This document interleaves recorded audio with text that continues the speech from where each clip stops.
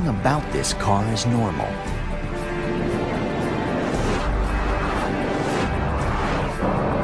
Its engine cranks out an amazing 1,001 horsepower, nearly twice as much as most other super sports cars.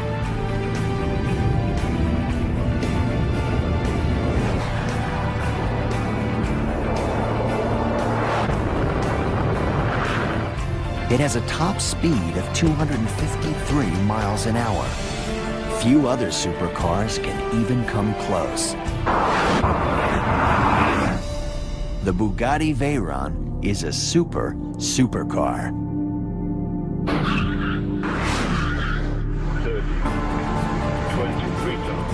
The Veyron is a car whose brakes come from the same company that makes brakes for jumbo jets.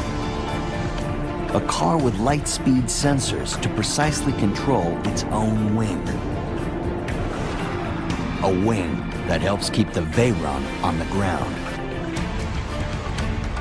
Because the car goes faster than a jet taking off.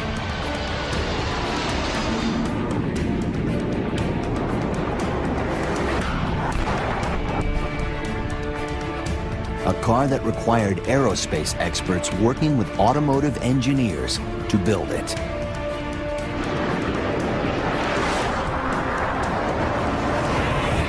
At the end, it was agreed that there was a small team of people. Few of them were working on other car projects before, but a lot of them came from outside and were just excited about this extreme project. And that was absolutely necessary. I think otherwise we would have stopped in the first 3 months and say, well, we can't do it. The Veyron wears the initials of Ettore Bugatti, the father of the Italian family that built extremely unusual high-performance cars from 1909 to 1947. Bugatti comes back to life in 1998 when Volkswagen buys the rights to the brand. 2 years later, the decision is made to build something extraordinary.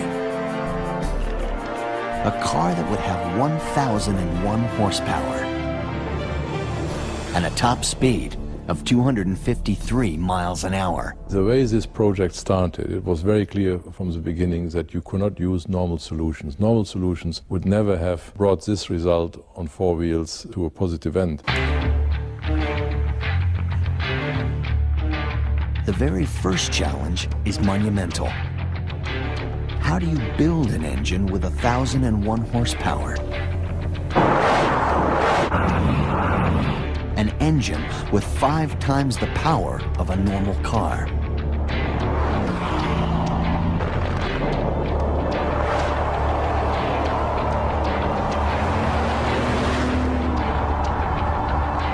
Even more incredible, how do you give such a powerful engine 2 very different personalities?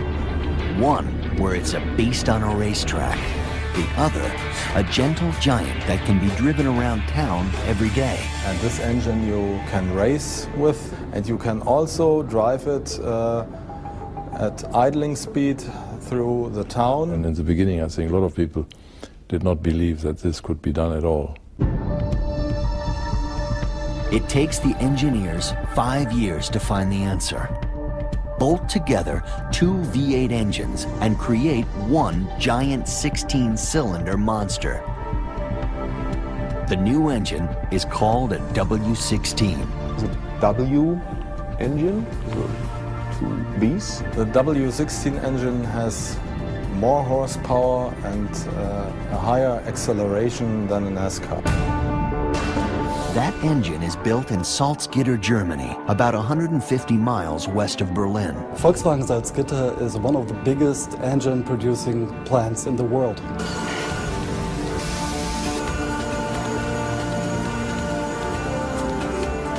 But in one special corner of this huge factory sits a small room where 8 specialists build the W16 for the Bugatti Veyron. The Veyron engine is absolutely handmade engine.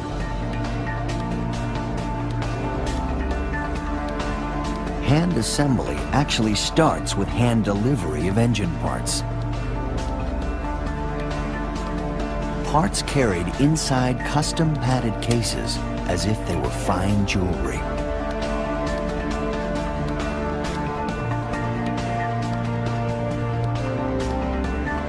Parts machined out of solid titanium, a material you would expect to find in an airplane and not in a car. One thing which we share with airplanes is that we use the same material. There has been used titanium where other manufacturers use steel.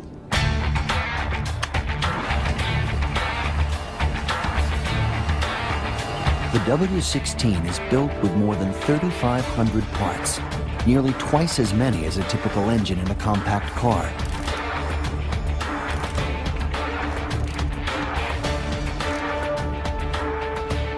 Each of its 16 pistons are carved from blocks of aluminum.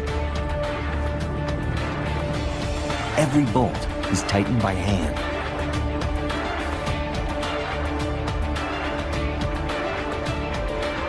And then checked by computers.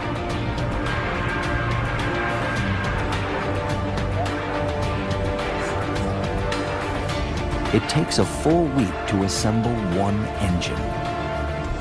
Building the Veyron engine pushes technology to the limits. Testing it proves to be even harder.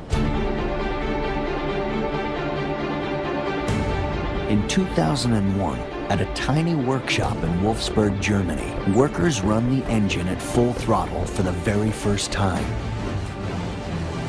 No one really knows what will happen.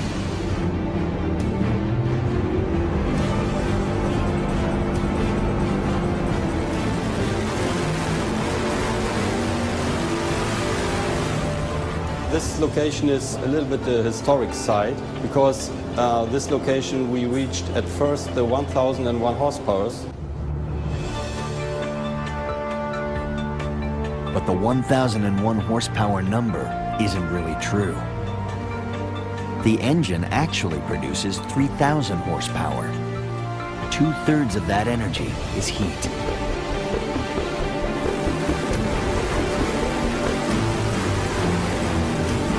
The engine first runs at full power, it nearly burns down the building. At the beginning, this test stand here was a normal one, and the first experience we had was that the exhaust system on the roof was totally burning down.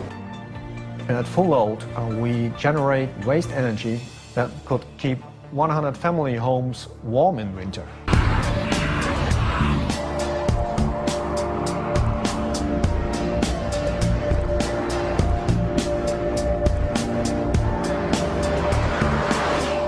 The exhaust gas is so hot that in an early road test, a 6-foot flame shoots out the back of the car. The test crew detected that the exhaust gas was hot enough at 200 miles per hour to reignite when it came in contact with the ambient air. So there was a 6-foot flame shooting out of the exhaust system.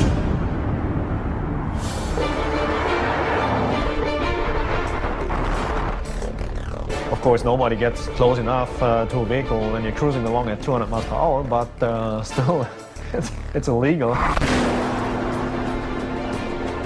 The solution is to redesign the car's exhaust using a tested technology. We decided to use titanium for our exhaust system. It's also used for aerospace.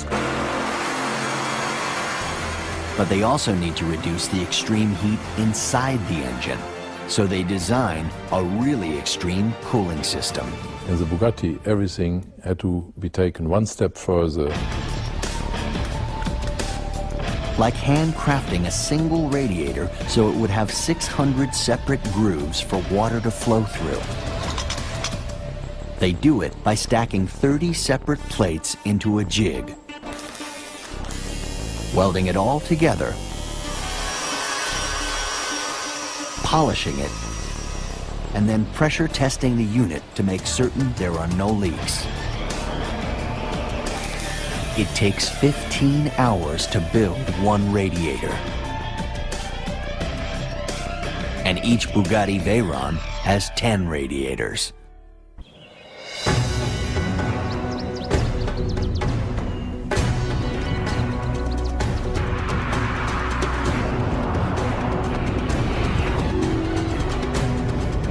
Bugatti Veyron is famous for its top speed of 253 miles an hour. I think it had defined an own class, an own league of super sports cars.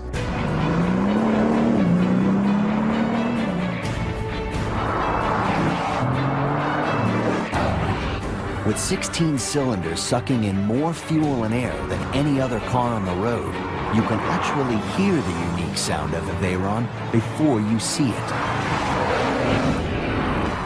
But equally remarkable is just how fast the car accelerates.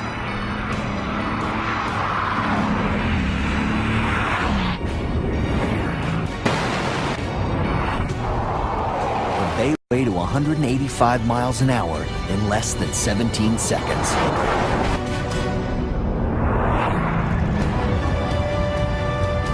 That's faster than the takeoff speed for a jumbo jet. At 185 miles an hour, the car's still accelerating hard.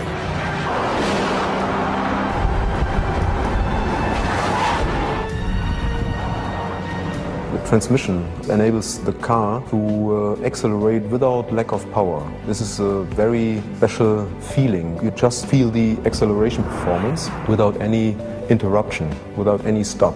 It never stops. The transmission shifts in about 150 milliseconds, which is just the same as a blink of your eye. Bugatti engineers come up with the first transmission of its kind ever made.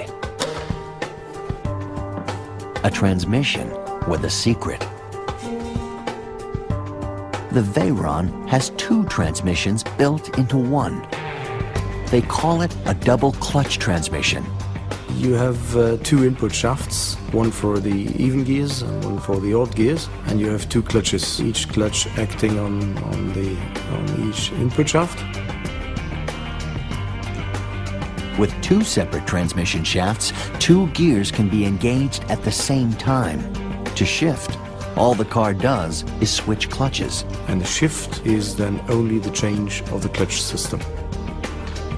The double clutch concept is why the transmission can shift so fast.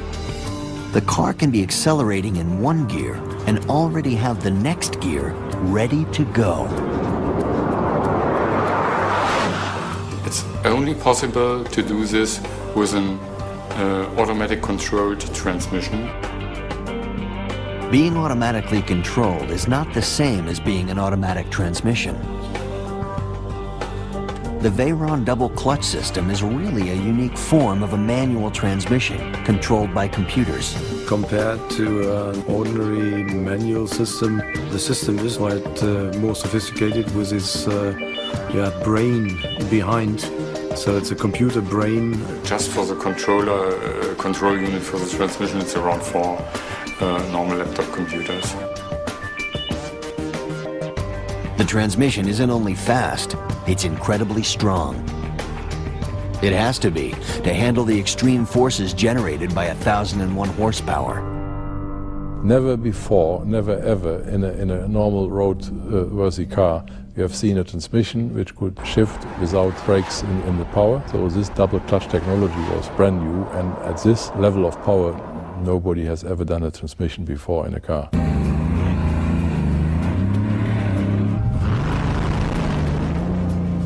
Even Bugatti engineers are surprised by just how fast the Veyron accelerates. It's the first time it's absolutely impressive. 0 to 62 miles an hour.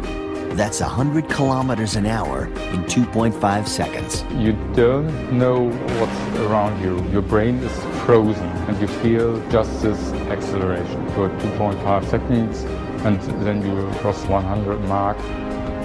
That kind of incredible acceleration leads to the next challenge. The Bugatti Veyron will need the most powerful brakes ever built for a street-legal production car.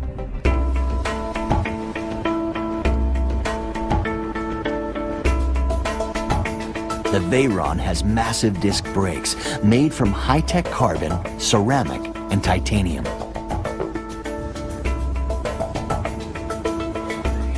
Each brake disc is handmade by experts in Meidingen, Germany, a small town outside of Munich.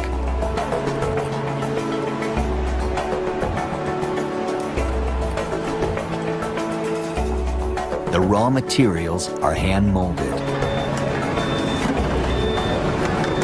baked in one oven,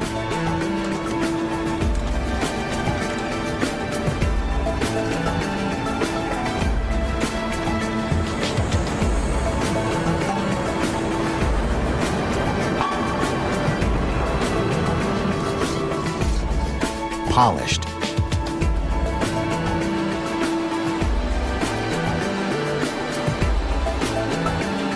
baked in a second oven,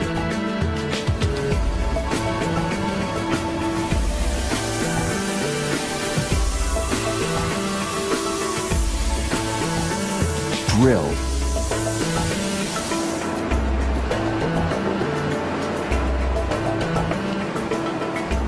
and assembled.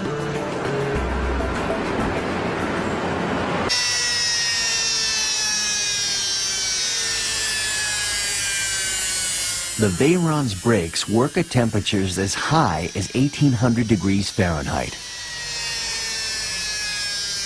Normal car brakes stop working at 1300 degrees.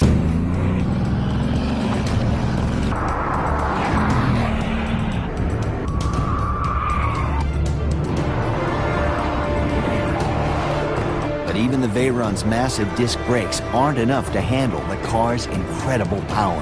Bugatti engineers face yet another challenge. Stopping a car that's traveling at nearly 1/3 the speed of sound.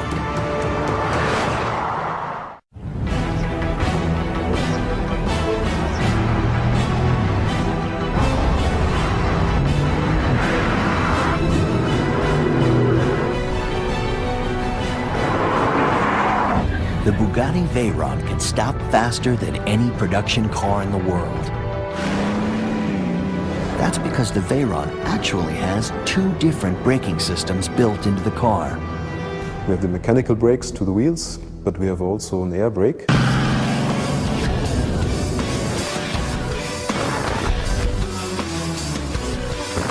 At speeds above 125 miles an hour, hit the brake pedal and the Veyron's rear wing shoots up to a 55-degree angle. It is very helpful when the car is very fast.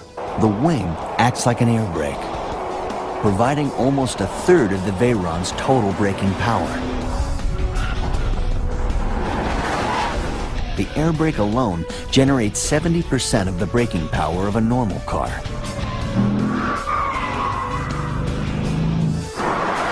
Together, the wing and the disc brakes have a total braking force equal to almost twice the force of gravity. The Veyron takes less than 10 seconds to go from its top speed of 253 miles an hour to a complete stop. No other car made has brakes that can do that, or even come close. You can brake faster than you can accelerate.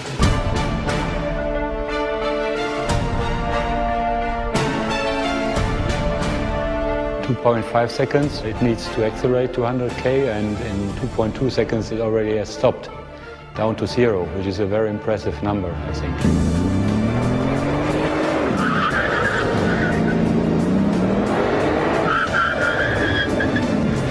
It's amazing.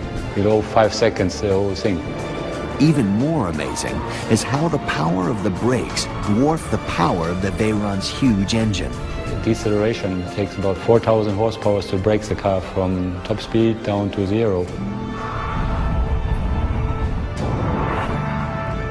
In its up position, the Veyron's rear wing helps braking. Lowered, it adds stability to high-speed runs. The rear wing is a critical part of the Bugatti Veyron.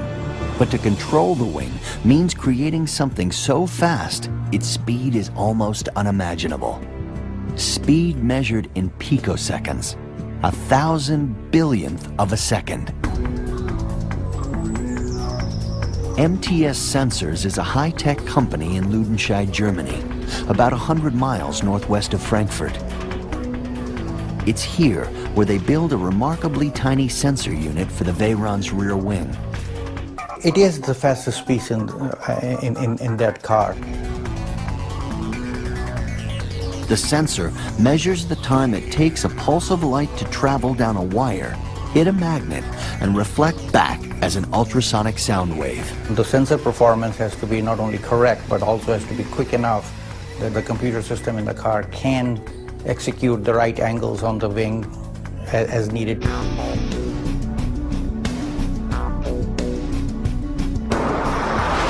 For normal driving, the wing is retracted. Hit 136 miles an hour, and the wing pops up to a 15-degree angle.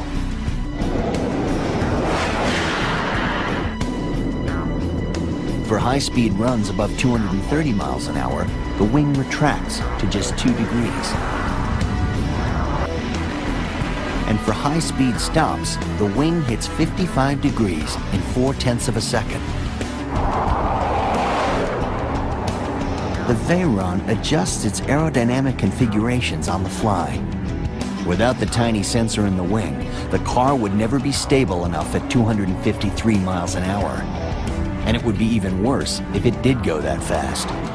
Without the tiny sensor in the rear wing, the car could never safely brake from that speed. Without the sensor controlling the wing and the computer knowing the information on the wing and varying the angles on the wing, they would not have been able to do that. Each sensor is handmade. A wire half the thickness of a sewing needle, light and sound waves.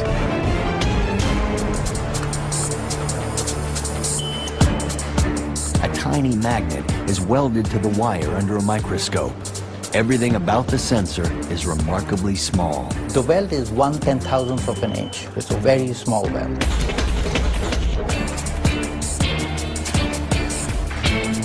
The sensor is tested, sealed inside a weatherproof housing, tested again, and then packaged for shipment to Hegemon Aerospace.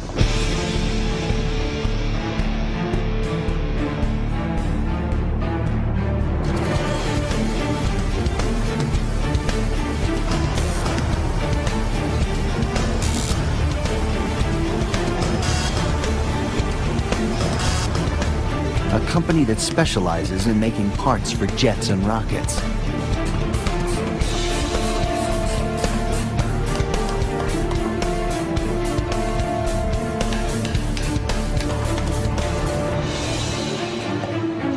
They install the sensor in the strut assembly for the Veyron's rear wing.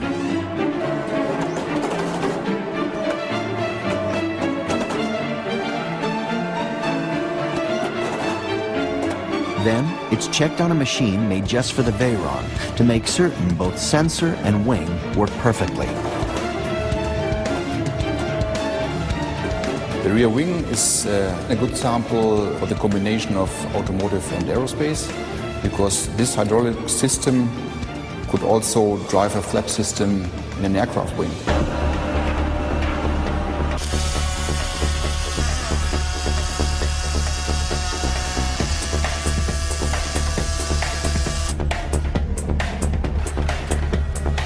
Hegemon Aerospace builds 150 sub-assemblies for the Veyron, including the rear and front frames for the car. They construct the rear frame out of high-strength aircraft-grade stainless steel and weld it exactly the same way they weld airplane parts. All welders doing any kind of work on this car are certified aircraft welders. It takes a lot of time, and that's one reason the rear frame is one of the most complicated and expensive parts of the entire car. It takes around about 80 to 90 hour handcraft work to produce this single part here. Hegemon Aerospace also manufactures the Veyron's fuel tank. From the first design to finish 4 years. It took that long because the Veyron's fuel tank needs to pump fuel 8 times faster than a normal fuel tank. It takes 3 days to weld together the fuel tank for the Veyron.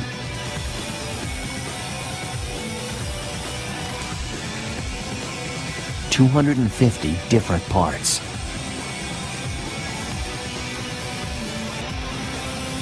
Five times the number in a normal car's fuel tank.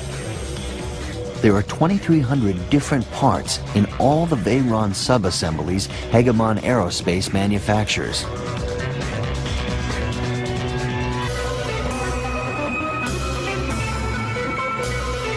Each and every piece a form of mechanical art. My favorite piece is this rear frame, the engine mount, this car, together with the rear hydraulic. This is a real fancy part of the car. It's a kind of artwork. Part airplane, part automobile. Both come together where the rubber meets the road.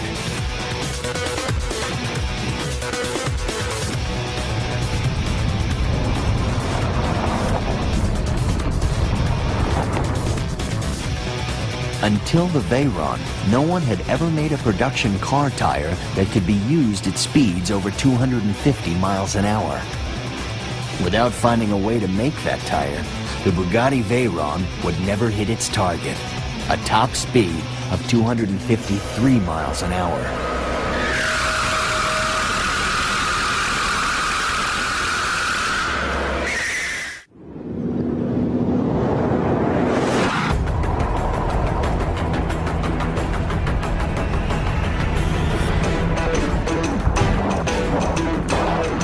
One of the key parts of building the Bugatti Veyron would be something most people take for granted, but not Bugatti. At the end, one of the key points was the tires.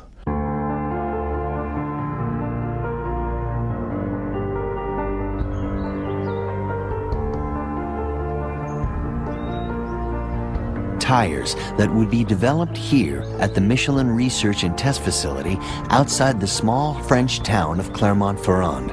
It was an extremely demanding technical challenge. You know, there was no tire available on the market that was able to meet the technical requirement of that car. Michelin offers two different designs, one for the road, one for the track. Bugatti pushes for one tire that could do both. So we need to develop brand new tires, big tires, the biggest tires ever designed for a sport car. The Veyron tires are huge, almost 14.5 inches wide on the rear wheels. That's nearly twice as wide as a normal passenger car tire. They make each Veyron tire by rolling multiple layers of rubber onto a drum. A standard passenger car tire took almost 30 seconds to be built. This one needs more than 1 hour. This is a really handmade tire. Each layer must be perfectly aligned, checked with laser beams and a microscope. One more combination of car and aerospace technology. For this tire, we have to put in place very severe control that will meet or exceed the quality standard of an aircraft tire. A set of Veyron tires lasts about 6,000 miles. A set of 4 replacement tires costs $17,000.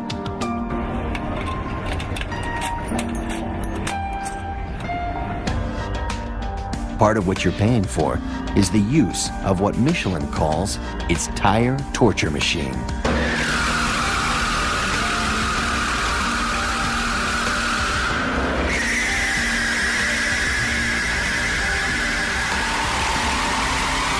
This uniquely devilish device reproduces every possible force and condition the Veyron tire would face on the road or the track. On this machine, we create forces that exceed, in fact, what is on the track. So it is a real torture for the tire.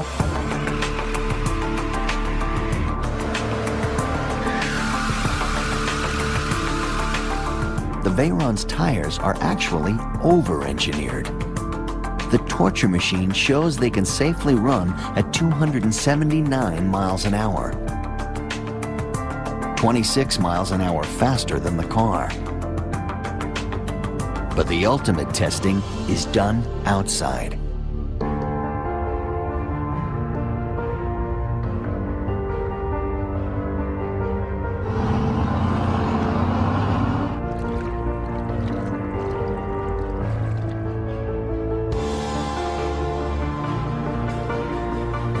The Michelin prototype facility has 19 different track configurations spread out across 1,100 acres at Clermont-Ferrand.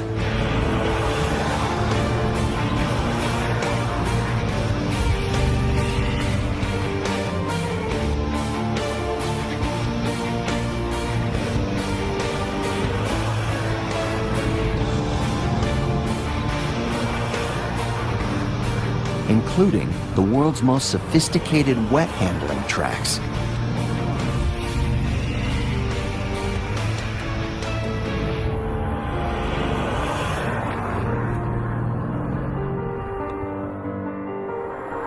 Computers precisely control hundreds of sprinklers.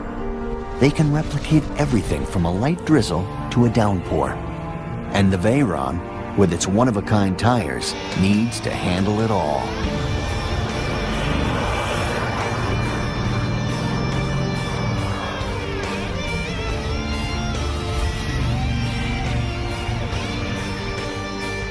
The Veyron tires are shipped from Clermont-Ferrand to Molsheim, France.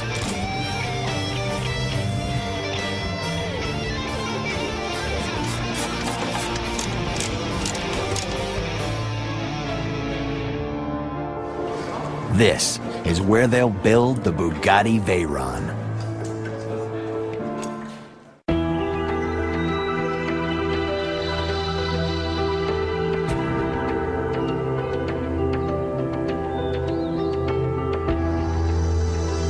In September 2005, Bugatti opens a brand new atelier, a French word meaning artist's workshop, in Molsheim, France.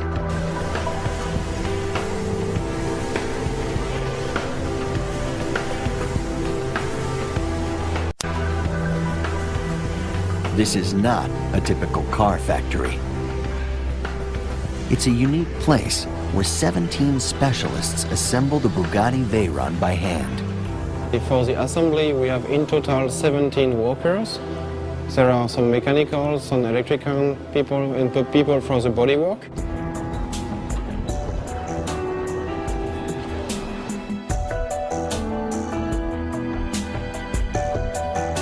First, they carefully move the rear frame, complete with its wing struts, into position to bolt it to the engine and transmission.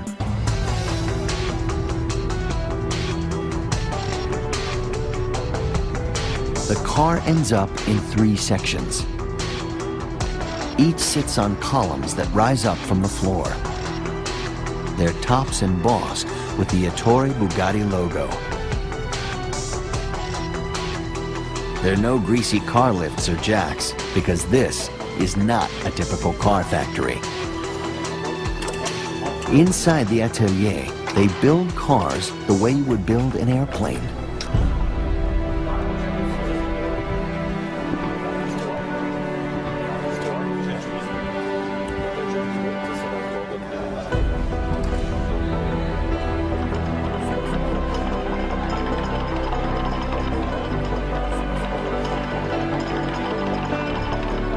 The rear, middle, and front of the car are slowly pushed together by hand.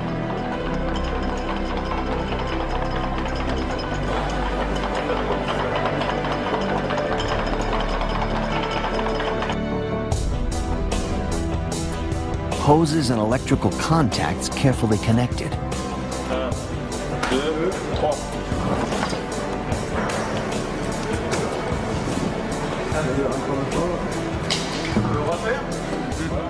When they're certain everything is perfectly lined up, they bolt the car together. You have to imagine the rear part is connected to the front part only with 14 bolts.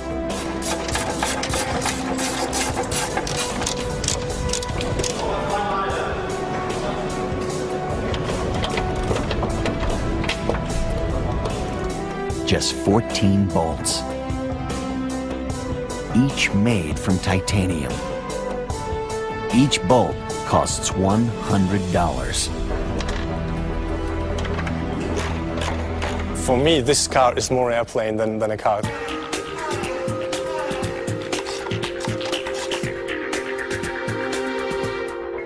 Unlike regular cars, there's no frame in the middle of the Veyron. The passenger compartment is built with what's called monocoque construction. Just like an airplane fuselage, the skin or outer shell is what makes the middle of the car rigid and strong. Incredibly strong. The entire monocoque middle of the car weighs only 240 pounds, but has double or even triple the strength of an average car body. This complete assembly in carbon fiber, we are achieving the stiffest and one of the strongest cars in the world. The Veyron is also one of the most tested cars in the world. Before they add the remaining bodywork, they roll the chassis into a test chamber.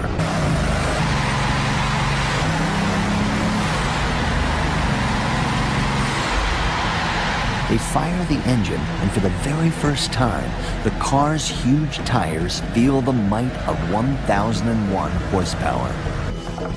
To complete the car, they place handcrafted covers on top of the turbocharger radiators.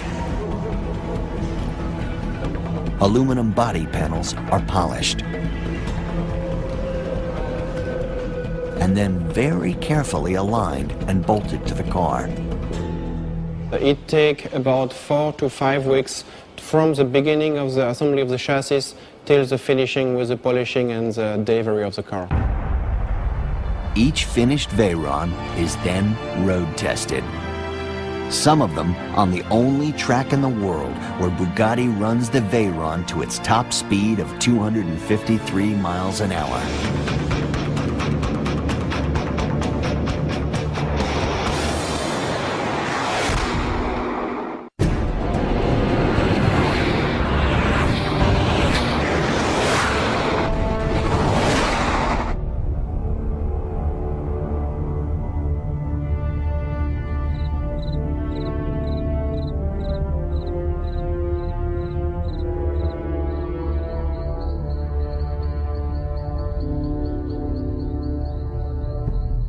One of the most extraordinary automobile test facilities ever built sits in the woods outside Wolfsburg, Germany.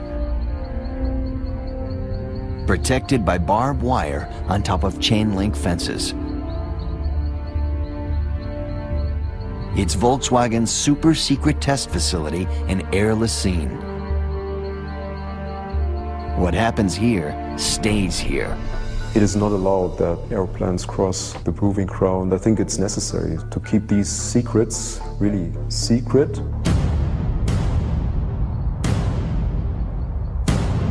Inside the gates sit 60 miles of private roads, including a high-speed oval track with a straightaway over 5 miles long. We are here in our proving ground in Air-les-Cygnes, and we have a high-speed oval, and that allows top speeds in a very safe condition.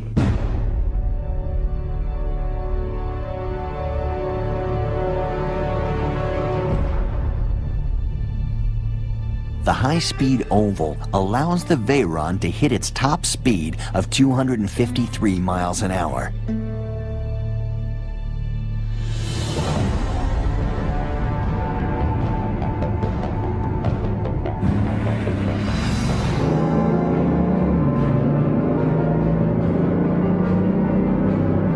First, a few laps to warm up the car. Then, the driver accelerates into the next banked corner at about 155 miles per hour. Here, the Veyron is only using 280 horsepower. It needs its remaining 721 horsepower to reach its top speed. When the car comes out of the banked curve and onto the straightaway, you floor it and hang on. Warm up everything properly and then go to the curve, and then after that, the next straight, you do it.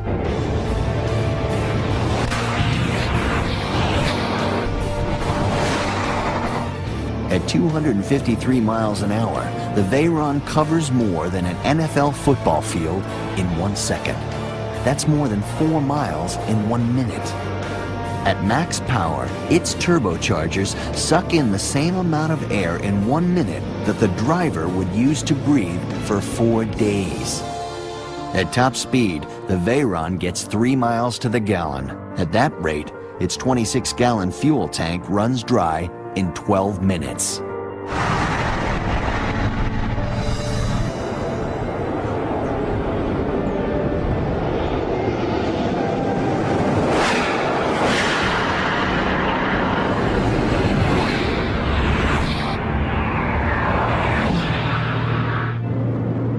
Top speed is measured by a GPS unit on the dash.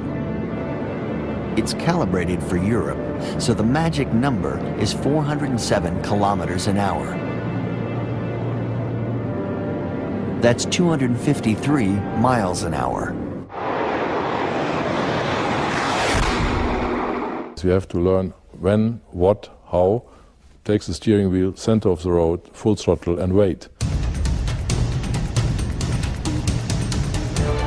The car could actually go faster, as much as 260 miles an hour, but it's computer limited to 253.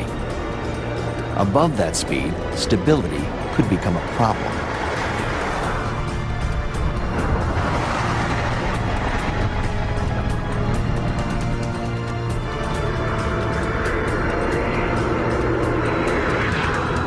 Every car, every single car is driven 500 kilometers to find every single little squeak and rattle and defect.